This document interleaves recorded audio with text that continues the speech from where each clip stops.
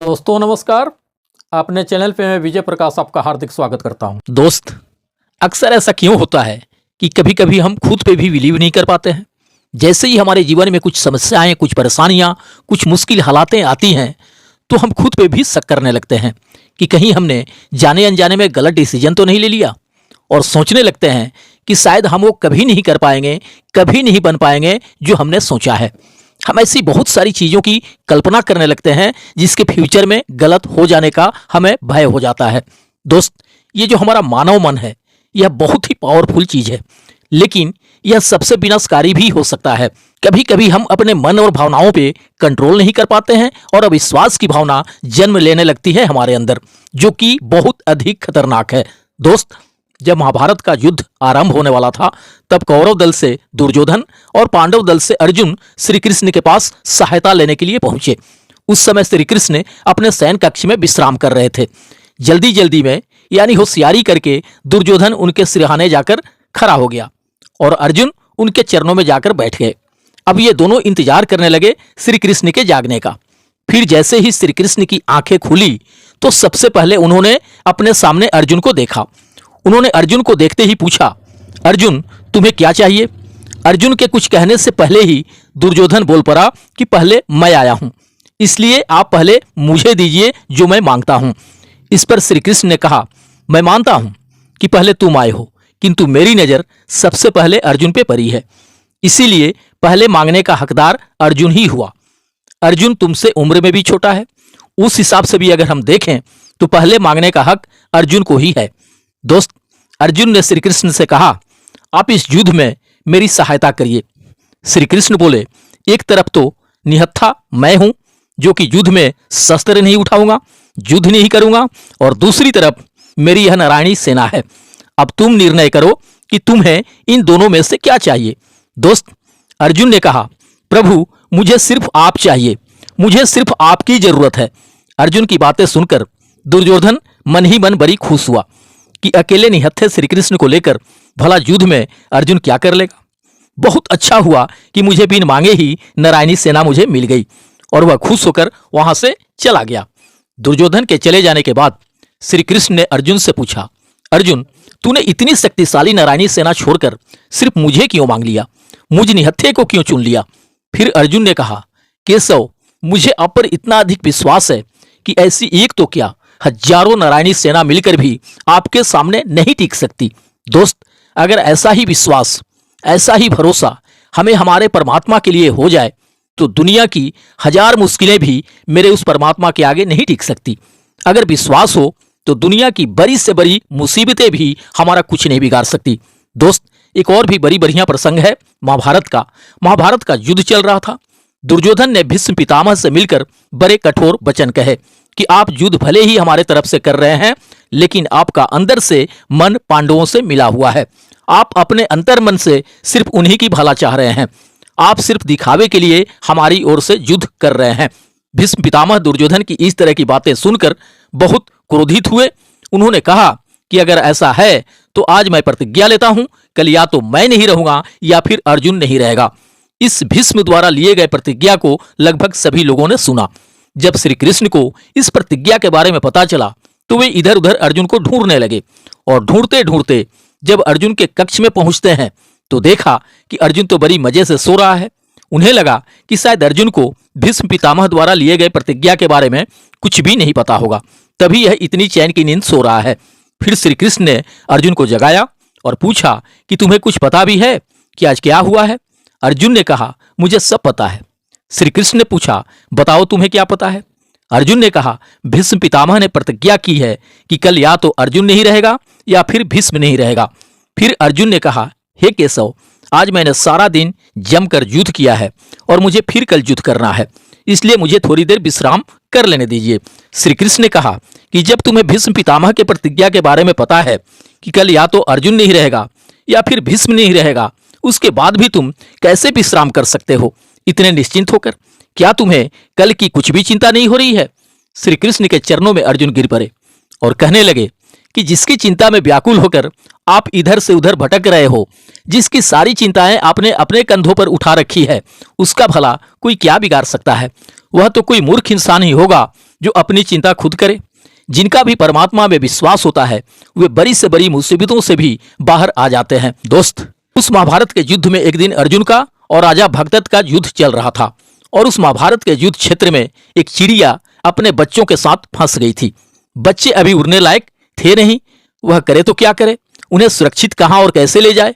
वह चिड़िया मन ही मन परमात्मा से प्रार्थना करने लगी कि मेरी रक्षा करो प्रभु, और उसकी प्रार्थना को श्री कृष्ण ने सुन लिया।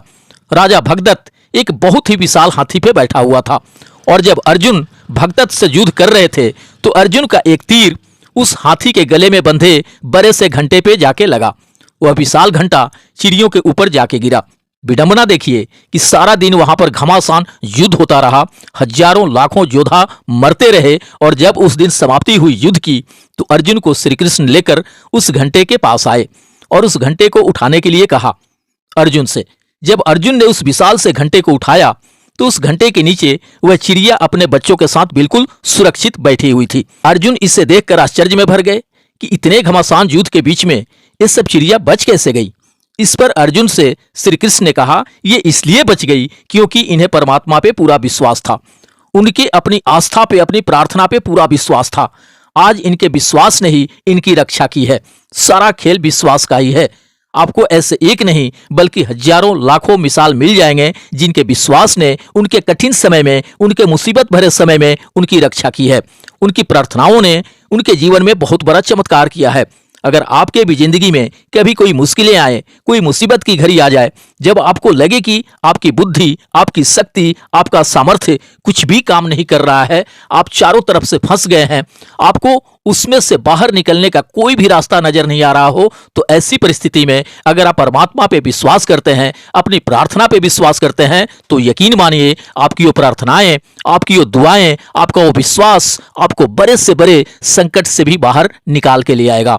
अरे वो तो उजरे को भी बसा देता है, वह बिछड़े को भी मिला देता है। हम उड़ते तो खाली पेट हैं, लेकिन वह परमात्मा सबको भरपेट सुला देता है। दोस्त, प्रार्थना और विश्वास ये दोनों अदृश्य हैं, लेकिन दोनों में इतनी ताकत है कि हर नामुमकिन काम को भी मुमकिन कर देते हैं। जिंदगी में जब भी कोई मुसीबतें आए, आपकी हिम्मत टूट जाए, दुख असह्य होने लगे, तो अपने मन में यह विश्वास रखना, वह परम शक्ति आपका जरूर साथ देगा। जैसे वे आज तक आपको आपकी मुश्किलों से, मुसीबतों से बाहर निकालते आए हैं, भरोसा रखें वे आगे भी किसी आने वाली कठिनाइयों से, संकटों से जरूर बाहर निकाल देंगे। दोस्त, मुश्किल इस दुनिया में कुछ भी नहीं, फिर भी लोग अपने इरादे तोड़ देते हैं। अगर सच्चे दिल से चाहत हो कुछ पाने की, तो सितारे भी अपनी जगह छोड़ देते हैं।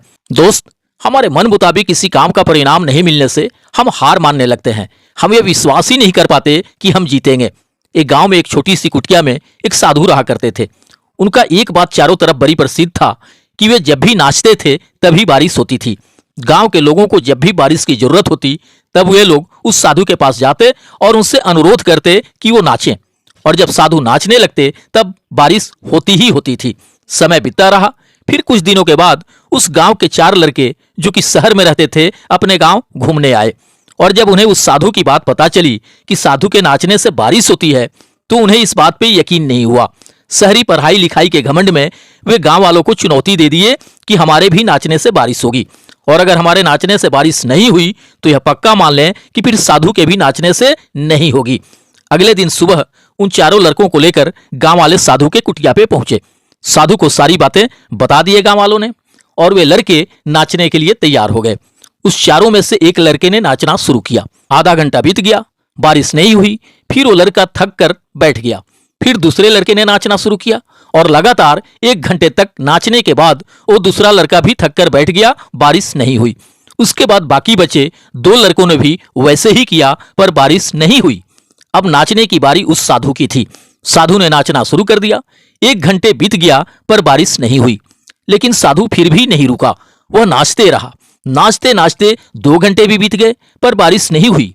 फिर नाचते नाचते 4 घंटे भी बीत गए, फिर भी बारिश नहीं हुई, लेकिन वह साधु रुकने का नाम नहीं ले रहा था। धीरे धीरे शाम ढलने लगी। तभी बड़े जोर से बादलों की गड़गड़ाहट सुनाई दी, और उसी के साथ जोरों की बारिश होने लगी। ये दृश्य देखकर वे 4 शहरी लड़के दंग रह गए, और फिर उस साधु से अपने किए की क्षमा मांगी। फिर उन 4 ने उस साधु से पूछा, बाबा ऐसा क्यों हुआ? हमने नाचा तो बारिश नहीं हुई, और आपके नाचने से हो गई। साधु ने कहा, जब मैं नाचता हूं तो दो बातों का ध्यान रखता हूं। पहली बात तो मैं ये सोचता हूं कि अगर मैं नाचूंगा तो बारिश को होना ही होना है, और दूसरी बात यह है कि मैं तब तक नाचता रहूंगा जब तक कि बारिश होना शुरू ना हो जाए। दोस्त, हमें तब तक नहीं रुकना चाहिए जब तक हमें सफलता मिल नहीं जाती। हम अपने लक्ष्य को प्राप्त कर नहीं लेते, हम अपने सपनों को पा नहीं लेते। अगर आपका कोई लक्ष्य है, कोई सपना है और आप उसे हासिल करना चाहते हो तो जरूरी है कोशिशों के पहाड़ तोड़ना, जरूरी है गिरकर फिर से उठना, क्योंकि हार मान लेने से काम नहीं चलेगा। ऐसे ही किसी को सफलता नहीं मिल जाती।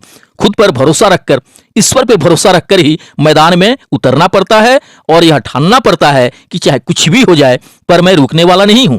मैंने मैदान में कदम हार मानने के लिए नहीं, खुद को कामयाब बनाने के लिए रखा है। फिर मैं एक बार फेल हो जाऊं या 100 बार फेल हो जाऊं, मुझे इससे कोई फर्क नहीं पड़ता, क्योंकि मुझे जीतना है तो बस जीतना है।